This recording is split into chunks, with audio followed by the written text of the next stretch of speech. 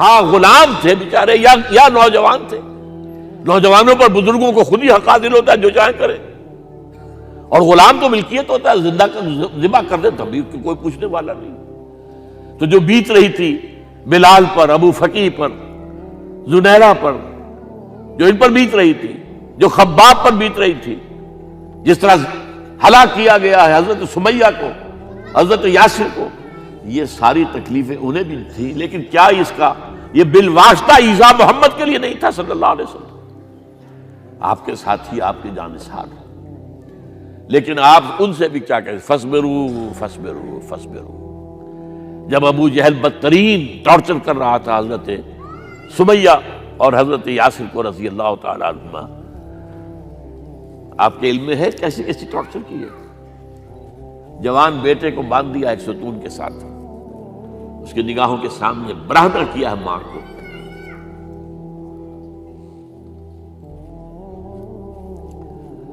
ہاتھ میں ایک مورتی ہے. جب تنگ آ گیا، ستا کر تنگ کر کے مار مار کے حضرت سمیہ ٹس سے مس نہیں ہو رہی. کہتا ہے تم ایک دفعہ کہہ دو سمیہ کہ ہاں اس مورتی میں بھی کچھ ہے، میں تمہیں چھوڑ دوں گا. انہوں نے تھوک دیا، برچھا مارا ہے شرمگاہ کے اندر.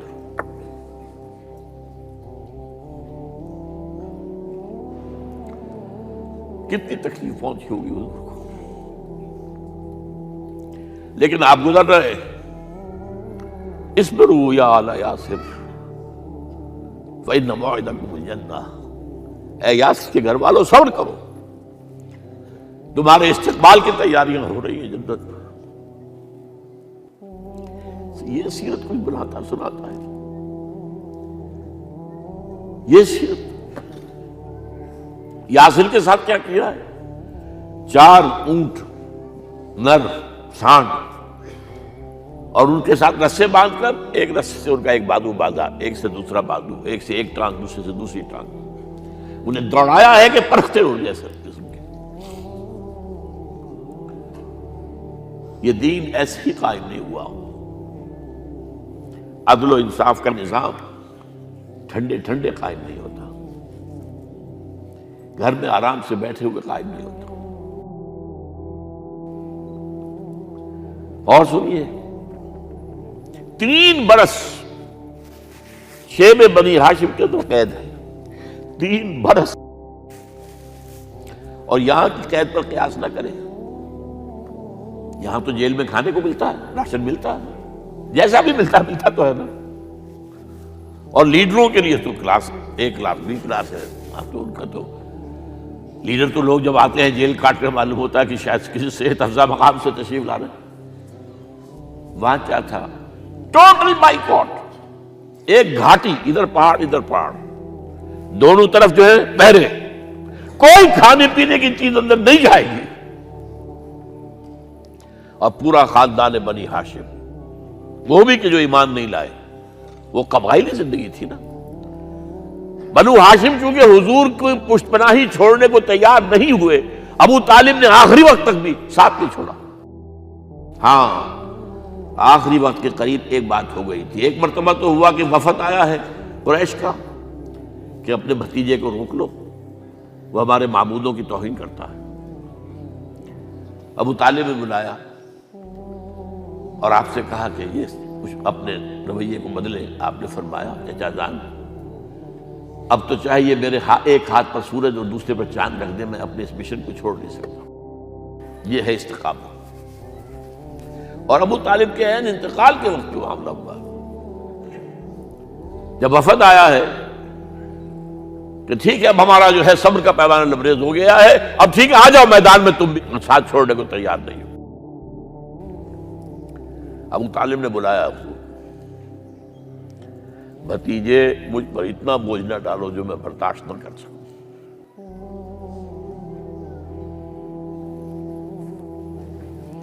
حضور کی آنکھوں میں آنسو آ گئے.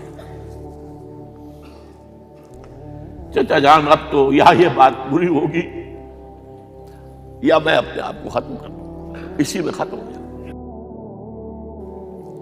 بہرحال شیب بنی ہاشم میں 3 برس اس حال میں گزرے ہیں ٹوٹل بائیکاٹ، کوئی کھانے پینے کی نہیں۔ کچھ لوگ تھے شریف النفس، مثلا حکیم بن حزام تھے رضی اللہ تعالیٰ اور بعد میں ایمان لے آئے۔ حضرت خدیجہ کے وہ رشتہ دار تھے، وہ پہاڑ پر چڑھ کر ایک طرف سے رات کی تاریکی میں، دونوں دروازے تو بند ہیں، پہاڑ پر چڑھ کر چوٹی سے نیچے اتر کر کوئی چیزیں کھانے پینے کی دے آئے تو دے آئے، بس صلی اللہ علیہ وسلم۔ کوئی اور ایک آدھ ہوگا ایسا۔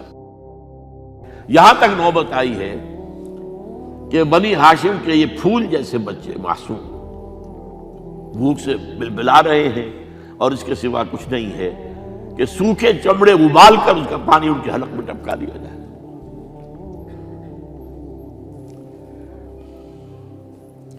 اور جو ہوا وادی طائف میں،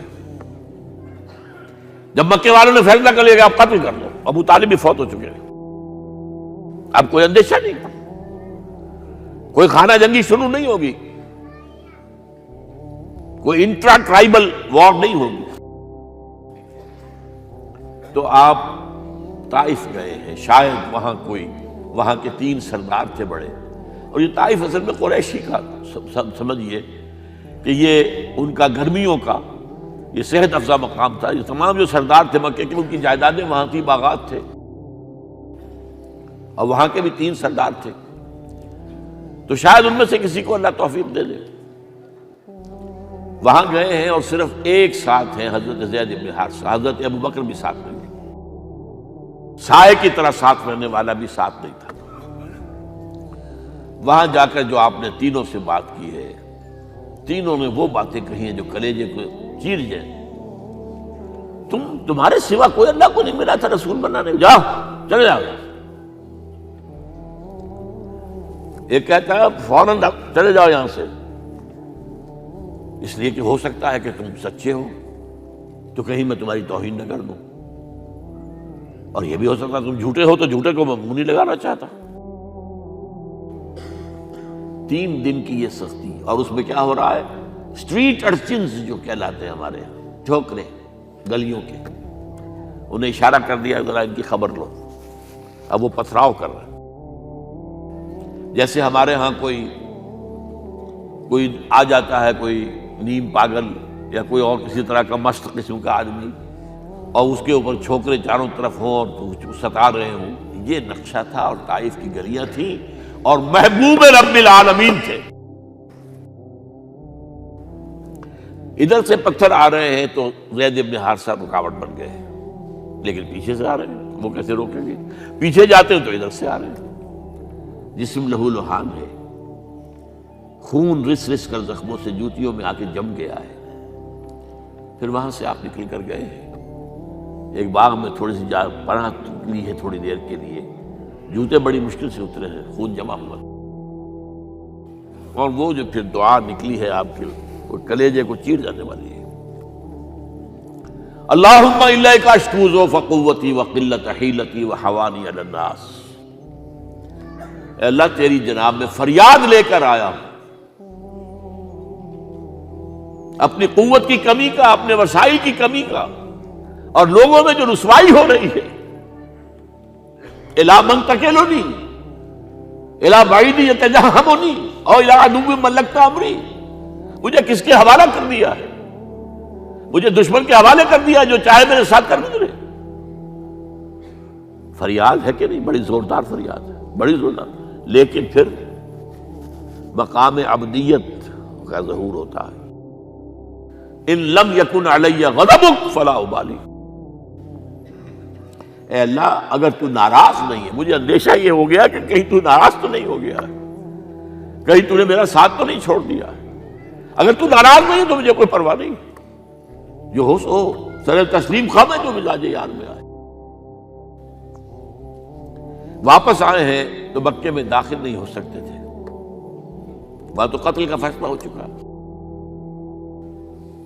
باہر ہی آپ نے ڈیرا لگایا، زید بن حارثہ کو بھیجا، فلاں شخص کے پاس جاؤ کہ تم اگر امان میں لے لو محمد کو تو محمد آ جائیں، میں تو میری یہ پوزیشن نہیں ہے، میں قریش کے مقابلے میں امان نہیں دے سکتا۔ دوسرے کے پاس بھیجا، اس نے بھی کچھ ایسے جواب دے دیا۔ تیسرے کے پاس جب گئے حضرت زید، مطعم بن عدی، اس نے کہا ٹھیک ہے، میں امان دیتا ہوں محمد کو، وہ آ جائے مکے میں۔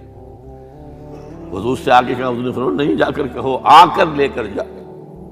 کیوں؟ کیا پتہ اچانک جو ہے میرے داخل ہوتے ہی کوئی مجھ پر حملہ کرے، قتل کر دے۔ وہ تو یہ کہہ سکے کہ ہمیں کیا پتہ تھا کہ مطعم نے جو ہے امان دی ہے، I never knew it۔ اب یہ قبیلے کے اندر یہ ہوتا تھا کہ ایک نے امان دے دی، سب کی طرف سے امان۔ لہذا حضور نے فرمایا آ کر لے کر جاؤ۔ وہ اپنے 6 بیٹوں کو ہتھیار سجا کر لے کر آیا ہے اور پھر لے کر گیا حضور کو، کہتا ہوا گزر رہا ہے راستے میں، لوگوں سن لو محمد میری امان میں ہے صلی اللہ علیہ وسلم۔ اس لیے آپ کو مکے کے اندر پھر 2-2.5 سال مزید رہنے کا موقع ملا ہے، اور اتنا بڑا احسان آپ نے مانا پھر مطعم بن عدی کا کہ غزوہ بدر میں جب 70 اسیر تھے قریش کے حضور کے پاس، تو آپ نے فرمایا تھا کہ اگر آج مطعم زندہ ہوتا اور وہ سفارش کرتا تو میں ان سب کو چھوڑ دیتا بغیر کسی فدیے کے۔ بہرحال یہ چند باتیں میں نے آپ کو بتائی، باقی تو یہ کہ غار ثور ہے کیسی کیسی، اور پھر غزوہ بدر سے پہلے کی رات ہے، اور وہ آپ کا زندگی کا طویل ترین سجدہ ہے اس میں، جہاں تک یہ الفاظ بھی آپ نے کہہ دیا، اللہ اگر کل یہ جو 313 یہاں جمع ہیں اگر یہ ختم ہو گئے تو پھر قیامت تک تیرا نام لینے والا کوئی نہیں ہوگا، میں آخری رسول اور میری یہ 15 برس کی کمائی ہے۔ اس پر کہا حضرت ابوبکر نے، وہ پہریدار کی حیثیت سے کھڑے تھے، کہ حسبک حسبک حضور بس کیجئے بس کیجئے۔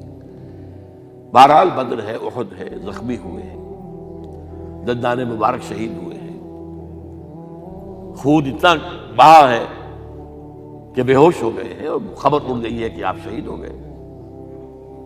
یہ سب کچھ، اور سب سے بڑھ کر حمزہ کی لاش سامنے آئی۔ کیسی لاش؟ ناک کٹی ہوئی ہے، کان کٹے ہوئے ہیں، پیٹ چاک کر کے کلیجہ چبایا ہوا ہے۔ کس طرح برداشت کیا ہوگا آپ نے؟ اپنے اوپر تاری کر کے دیکھیں، یہ حمزہ کون ہے؟ چچا ہے، دودھ شریک بھائی ہے، خالہ زاد بھائی ہے، ساتھ کا کھیلا ہوا ہمجولی ہے، اور اس کی لاش ہے۔ جو قلب اطہر پر بیت رہی تھی وہ مدینے میں آ کر ایک بڑا ماحول بدلا ہوا تھا، تب وہ بات سامنے آ گئی۔ جب آپ مدینے واپس تشریف لائے ہیں تو ظاہر بات ہے کہ زیادہ انصار کے لوگ تھے جو شہید ہوئے تھے۔ بدر میں مہاجرین تو میرے خیال ہے 1/4 تھے نمبر کے اندر، 3/4 تو انصاری تھے۔ اسی طریقے سے احد کے اندر معاملہ ہے، تو مختلف گھروں سے عورتوں کے بین کرنے کی آوازیں آ رہی تھی، اس لیے کہ اس وقت تک بین کرنا حرام نہیں قرار دیا گیا تھا، ممنوع نہیں تھا۔ آوازیں سن کر حضور کی زبان مبارک سے نکل گیا، اما حمزہ تو فلا بواکی لہو، ہائے حمزہ کے لیے تو کوئی رونے والی بھی نہیں ہے۔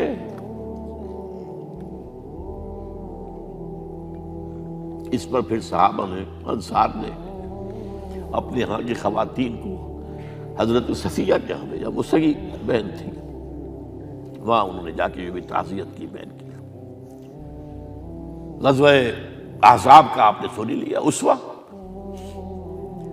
اسوہ رسول پر نہ معلوم کیا کیا باتیں چیز لوگوں میں مشہور ہو گئی ہیں۔ اسوہ کا لفظ آیا کہاں ہے قرآن میں؟ سورہ احزاب میں۔ وہ اسوہ کیا تھا؟ جب خندق کھودنے کا فیصلہ ہوا ہے تو خندق کھود رہی ہے، حضور بھی لگے ہوئے ہیں، بھاری بھاری پتھر اٹھا کر کندھے پر لا کر باہر پھینک رہے ہیں، پتھریلی زمین تھی، ایک پتھر کسی سے ٹوٹا نہیں تھا، تو حضور نے جو ہے 3 دفعہ جو اس کے اوپر ضرب لگائی تب ٹوٹا ہے۔ لیکن یہ کہ کئی دن کے فاقے ہو چکے تھے، کھانے کو کچھ نہیں، پورا محاصرہ تھا، 12,000 کا لشکر گھیرے ہوئے، یہاں تک کہ آپ کو معلوم ہے کہ گھروں کے اندر بیت الخلاء تو نہیں ہوتے، باہر جاتے تھے قضاء، اس کا کوئی امکان نہیں۔ شدید ترین آزمائش جو ہوئی ہے اس کا نتیجہ ایک طرف یہ نکلا کہ منافقین کا نفاق ان کی زبانوں پر آ گیا۔ قرآن مجید میں ہے یہ انہی آیات میں، ما وعدنا اللہ ورسولہ الا غرورا، ہمیں تو اللہ اور اس کے رسول نے دھوکہ دے کے مروا دیا۔ ہم سے کہا تھا کہ قیصر و کسریٰ کے خزانے تمہارے قدموں میں آئیں گے، اور حال یہ ہے کہ اب رفع حاجت کے لیے باہر نہیں جا سکتے، کھانے کو کچھ نہیں۔ اس وقت کچھ صحابہ آئے ہیں حضور صلی اللہ علیہ وسلم سے، دیکھیے فاقے سے کمر دوہری ہوئی جا رہی ہے، ہم نے اپنے پیٹوں پر پتھر باندھے ہوئے، چادروں کے ساتھ پتھروں کسا ہوا تاکہ کمر سیدھی رہے۔ حضور نے اپنا کرتا مبارک اٹھا کر دکھایا، 2 پتھر بنے۔ یہ ہے اسوہ، یہ ہے آپ کی سنت، آپ کا اسوہ حسنہ۔ لیکن اس اسوہ حسنہ سے فائدہ کون اٹھا سکتا ہے؟ لقد کان لکم فی رسول اللہ اسوۃ حسنۃ لمن کان یرجو اللہ والیوم الآخر وذکر اللہ کثیرا۔ اسوہ تو اپنی جگہ ہے، قرآن میں ہدایت سب کے لیے، ھدی للناس، لیکن فائدہ اٹھائیں گے صرف متقین، ھدی للمتقین ہے سب کے لیے، اسوہ سب کے لیے ہے، لیکن استفادہ وہی کر سکے گا جو 3 شرطیں پوری کرے: اللہ اور یوم آخر پر ایمان، اور اللہ کا ذکر کثرت کے ساتھ کرے۔ بہرحال یہ میں نے آپ کے سامنے اس حوالے سے رکھا ہے، یہ اسوہ جو ہے حضور کا، یہ ہم پر اتمام حجت ہے۔ دیکھیے نوٹ کیجئے، پوری نوع انسانی پر اتمام حجت، اسلام کا نظام عدل اجتماعی جو قائم کر کے دکھا دیا، حجت قائم۔ اسے انگریزی میں کہتے ہیں اٹس ڈویبل، کیا جا سکتا ہے، یہ کام ہو سکتا ہے، اس لیے کہ زمین پر قدم بقدم چل کر یہ انقلاب آیا، محنت سے آیا، مشقت سے آیا، ایثار سے آیا، قربانیوں سے آیا، تکلیفیں جھیل کر آیا، صبر و مصابرت سے آیا، استقامت و مقاومت سے آیا۔ یہاں پر معجزوں کی کار فرمائی نہ ہونے کے برابر ہے۔ یہاں دھوپ سے بچانے کے لیے کوئی اللہ نے صاحبان نہیں دیا، ظل اللہ علیکم الغمام، اور بھوک سے بچانے کے لیے من و سلوہ نازل نہیں ہوئے۔ غزوہ تبوک میں ایسا بھی ہوا ہے کہ 3 مجاہدین کا 24 گھنٹے کا راشن ایک کھجور، ایک نے منہ میں رکھی، کچھ چوس لی، کچھ گلوکوز چلا گیا اس میں سے، دوسرے کو دے دی، اس نے چوس لی، پھر تیسرے کو دے دی۔ من و سلوہ نازل نہیں ہوئے۔ محنت، مشقت، ایثار، قربانی، صبر، مصابرت، استقامت، مقاومت، یہ ہے اسوہ رسول۔